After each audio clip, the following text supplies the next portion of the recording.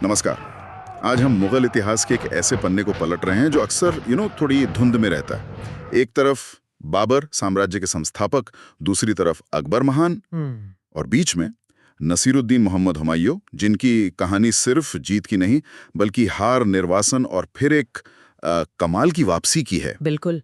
हुमायूं की कहानी में ड्रामा बहुत है, उतार चढ़ाव इतने कि किसी फिल्म की स्क्रिप्ट लगे। हाँ, और हमारे पास जो स्रोत सामग्री है, हुमायूं एक जटिल मुगल बादशाह की गाथा से कुछ अंश, वो सिर्फ इवेंट्स नहीं गिनाती, वो हमें हुमायूं के फैसलों, उनकी शायद कुछ रणनीतिक भूलों और उनके निर्वासन ने कैसे सब कुछ बदला, इसे समझने में मदद करती है। सही कहा। ये सिर्फ तारीखें नहीं बल्कि एक इंसान और एक बादशाह के बनने, बिगड़ने और फिर संभलने की कहानी है। तो आज हम यही करने वाले हैं। हुमायूं के दौर की गहराई में उतरेंगे।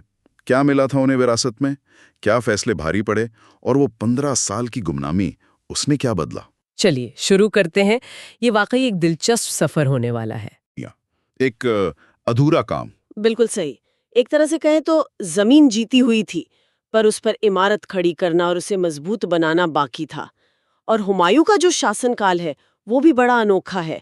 मतलब पहले 1530 से 1540 तक, फिर एक लंबा गैप, और फिर 1555-56 में वापसी। ये अपने आप में ही उनकी कहानी कहता है। हाँ, ये गैप ही सब कुछ है।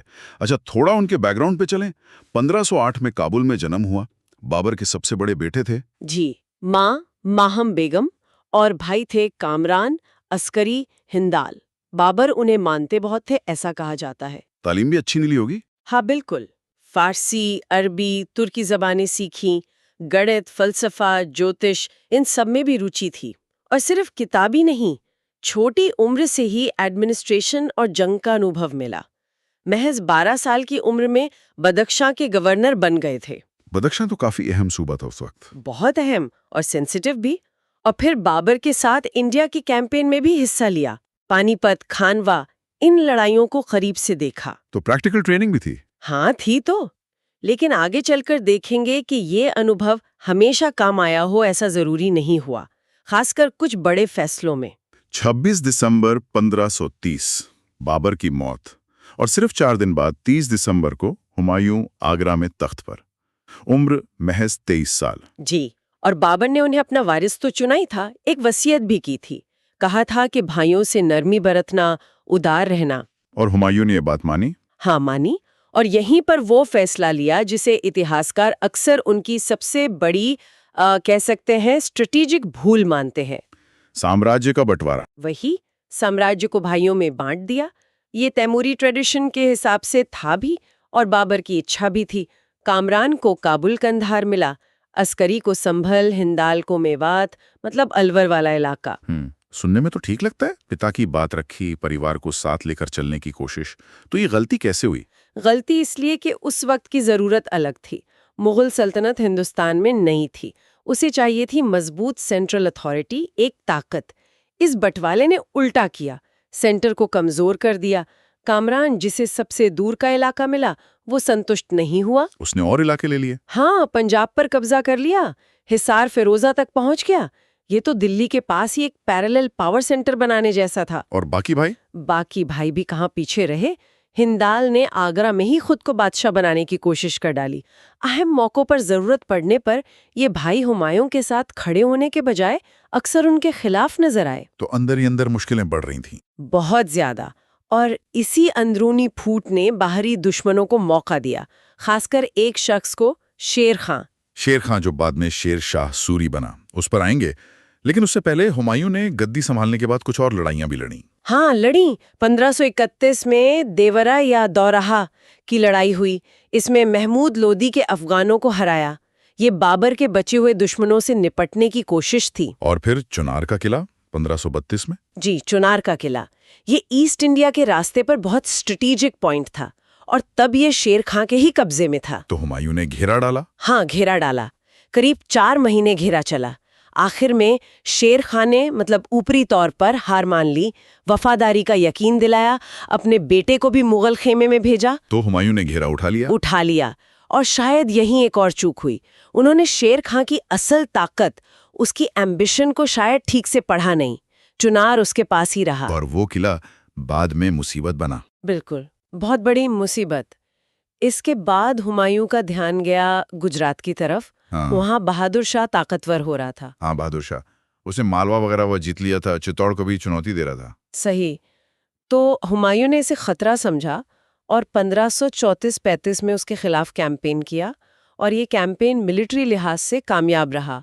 बहादुर शाह को हराया, मालवा और गुजरात के बड़े हिस्से पर कब्जा किया, चंपानेर, मांडू जैसे किले जीते। ये तो बड़ी जीत थी। फिर क्या हुआ कि हाथ से निकल गया, ये समझ नहीं आता। जीत तो बड़ी थी पर उसे कंसोलिडेट नहीं कर पाए। जीते हुए इलाकों का चार्ज अपने भाई अस्करी को दिया, लेकिन वहां कोई मजबूत एडमिनिस्ट्रेटिव सिस्टम नहीं बनाया। लोकल सपोर्ट भी शायद नहीं लिया होगा। हाँ, या विद्रोह की आशंकाओं को दबाया नहीं।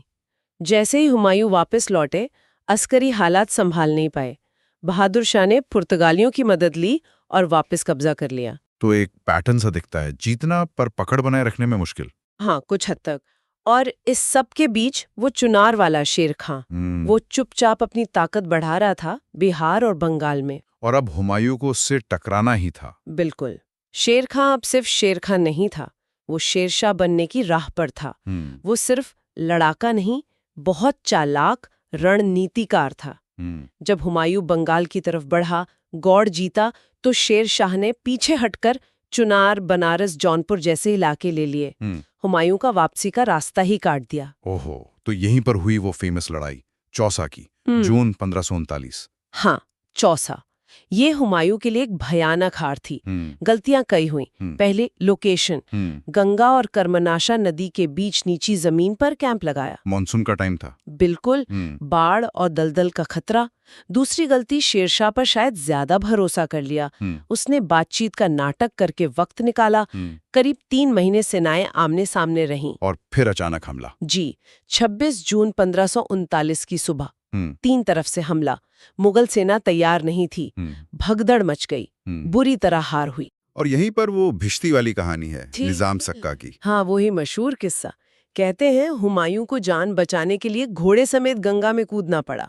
वो डूब रहे थे कि निजाम नाम के एक भिश्ती ने अपनी मश्क के सहारे उन्हें बचाया। और हुमायूं ने उसे एक दिन का बादशाह बनाया। ऐसा कुछ किस्से कहते हैं। ये दिखाता है कि हार कितनी बुरी थी और हुमायूं की हालत क्या हो गई थी। चौसा के बाद शेर खां ने बाकायदा शेरशाह का टाइटल लिया। किसी तरह हुमायूं आगरा वापस पहुंचे होंगे, फिर से कोशिश की होगी सेना बनाने की, भाइयों को बुलाया। कोशिश तो की, पर भाई कामरान अपनी सेना लेके पंजाब चला गया। हिंदाल और अस्करी आए तो सही, पर शायद दिल से साथ नहीं थे। वो अंदरूनी शक और अविश्वास बना हुआ था। लेकिन फिर भी एक सेना तैयार हुई। हाँ, हुई, और शेरशाह का सामना करने निकले आखिरी बार कन्नौज के पास बिलग्राम की लड़ाई, मई 1540। जी, बिलग्राम या कन्नौज। यहाँ भी किस्मत और रणनीति दोनों ने दगा दिया। कहते हैं लड़ाई से पहले बारिश हुई, मुगल तोपखाना बेकार हो गया। फिर से शायद कैंप की जगह ठीक नहीं थी, सेना में डिसिप्लिन की कमी थी। शेर शाह की अफगान सेना ज्यादा मोटिवेटेड थी। और नतीजा? एक और विनाशकारी हार, इस बार इतनी बुरी कि हुमायूं को हिंदुस्तान छोड़कर ही भागना पड़ा। तो सिर्फ 10 साल। 1530 में गद्दी पर बैठे, 1540 में तख्त गया, देश गया। इसके पीछे क्या कारण मानते आप? सिर्फ शेर